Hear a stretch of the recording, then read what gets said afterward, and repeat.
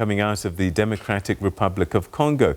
The country has declared the end of a 25-month outbreak of measles that claimed the lives of more than 7,000 children in just over 2 years. Congo's response to the epidemic was hobbled by a health service suffering from decades of underfunding, mismanagement and war. Measles, which mainly attacks children, can cause blindness, brain swelling, diarrhea and severe respiratory infections if not treated.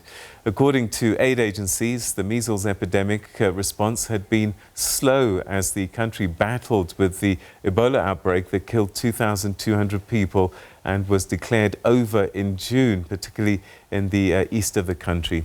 Meanwhile, health officials say that routine vaccinations will continue in order to prevent the virus from bouncing back.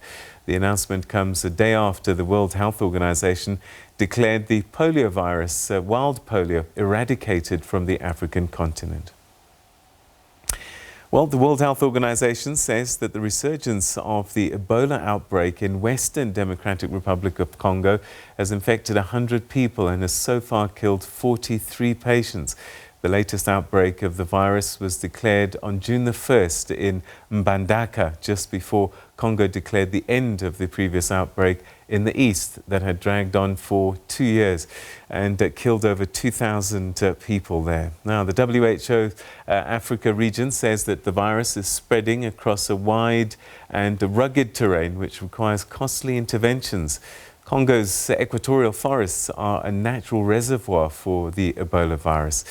We're now joined by Dr. Mary Stephen, a technical officer at the WHO Africa's office in Brazzaville, Congo, to discuss the measles and also Ebola. She joins us on Skype. Thanks so much indeed for joining us, Dr. Stephen. Let's start with the good news, because this measles pandemic really did damage, and that now it's under control is fantastic news.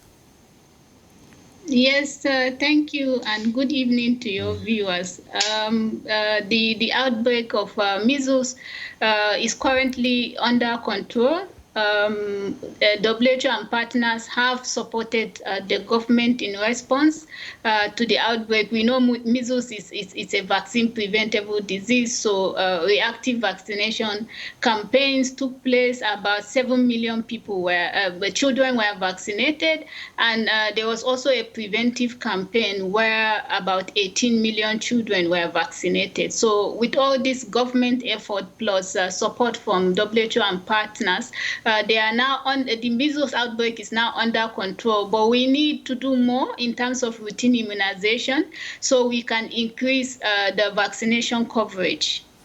All right, so there's been a vaccine for decades now, and so the question now becomes, how is it that we still have outbreaks on the continent?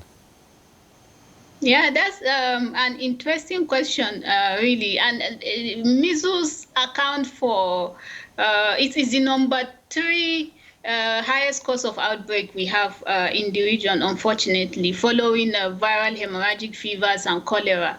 And some of the reasons, basically, because most countries in Africa, they still do the only 1 dose at 9 months vaccination for children, and this provides immunity about 85%. And for that herd immunity, you need like 95% coverage of the campaign. So first of all, we have just single dose, and secondly, the coverage in the countries are actually not at that level that is enough to protect and provide that herd immunity that can prevent outbreaks. So these are some of the issues that we have, and we continue to have measles outbreak on the continent. So what are you doing as a global health body to reach the most vulnerable in rural areas? Because I guess that's probably where you're most challenged.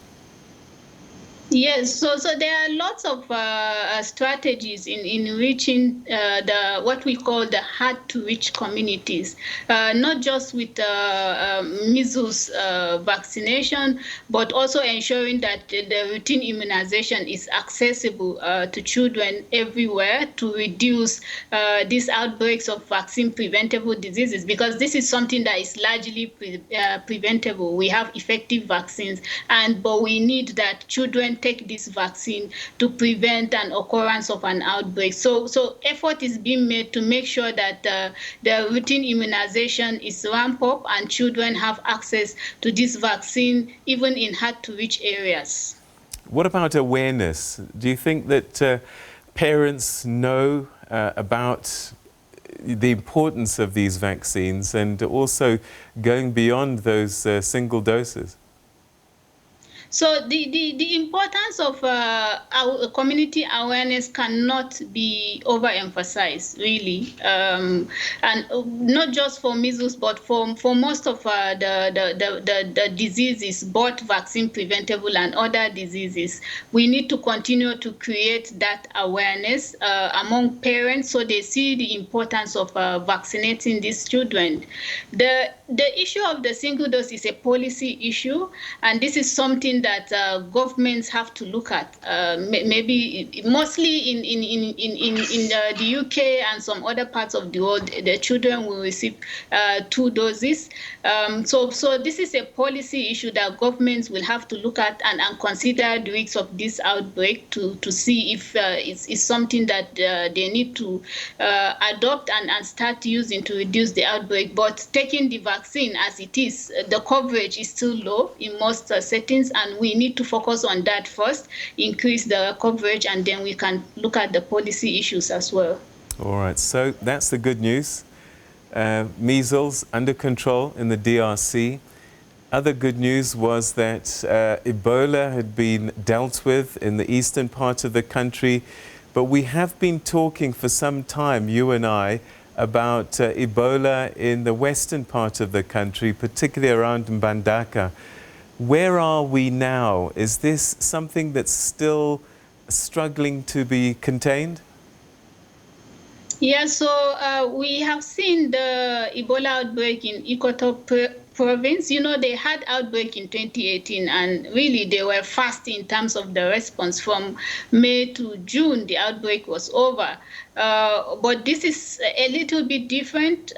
They have reported now about 100 cases, 43 deaths, like you said earlier. And we are beginning to see cases occurring in new health zones, but still within the same Equator province. So what needs to happen is to make sure that we are ramping up all the measures in terms of dictation, because there is some level of delay in dictating new cases in some of the locations, which of course, if you leave somebody for like 5 days symptomatic at home, exposing other people, we know that Ebola is very, very contagious, much more than COVID-19.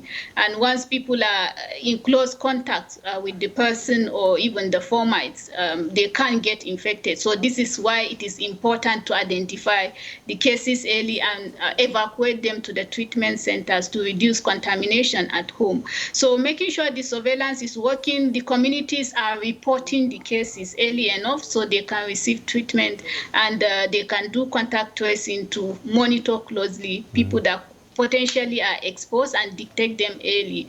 And community engagement, like we said with regards to the measles, is also very important with Ebola, because they first of all have to identify that this is a problem, accept that if somebody is having this issue, has to be reported to government and evacuated to the facilities. Where you begin to see community resistance, that is when you see communities hiding cases and exposing more people. All right, but there is a vaccine though, isn't there? Yes, so there is a vaccine, and over 23,000 people so far have been vaccinated. So contacts. Basically, they do vaccination of contacts and contacts of contacts.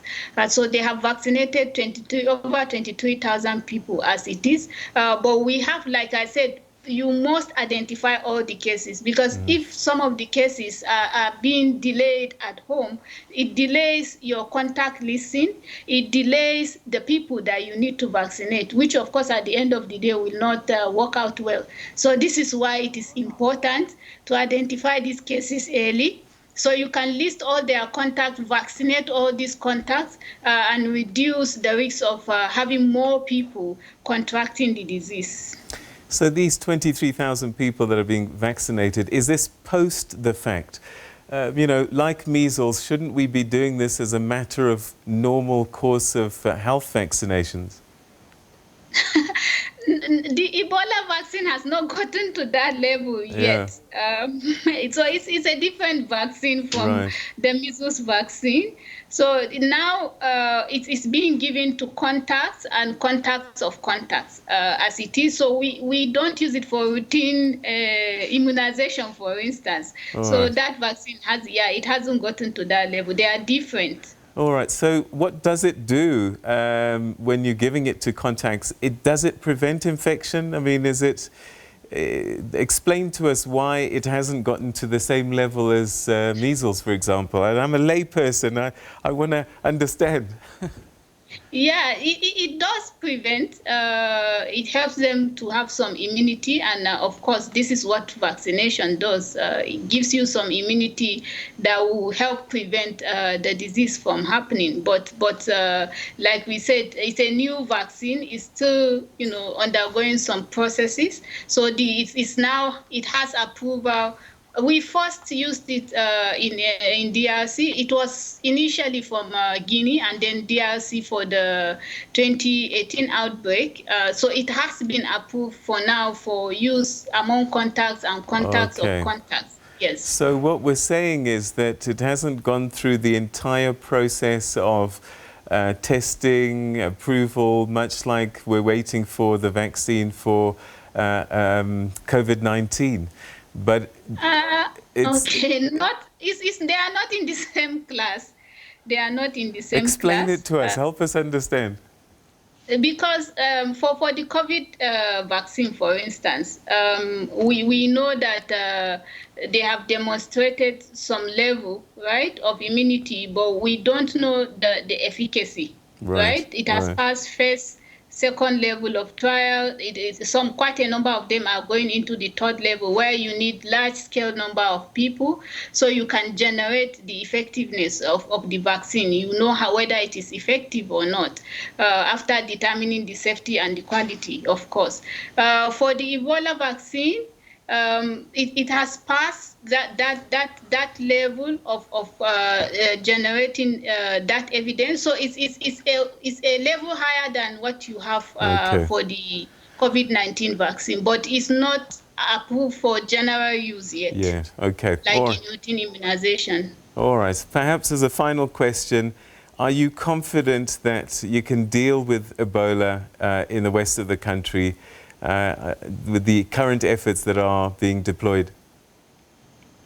Yes, so a lot of, even from WHO side, first of all, government is leading the response.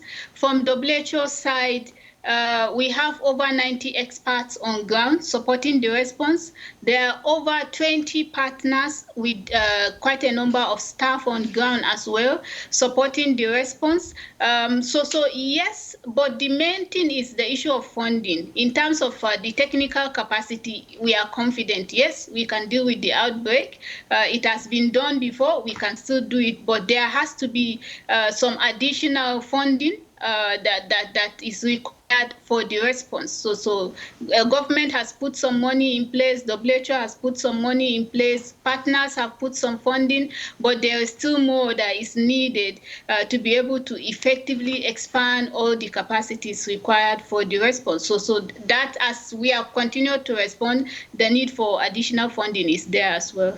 Dr. Mary Stephen, thank you very much indeed. Always good to talk to you, particularly today because you had so much good news for us. Thank you. Thank you. All right, that's Dr. Mary Stephen, who's a technical officer with the WHO, speaking to us from the Africa office in Congo, Brazzaville. Measles has been dealt with in Congo, but there is an outbreak of Ebola towards the west of the country, and they're confident that that can be managed as well. But sadly, 43 people have already died.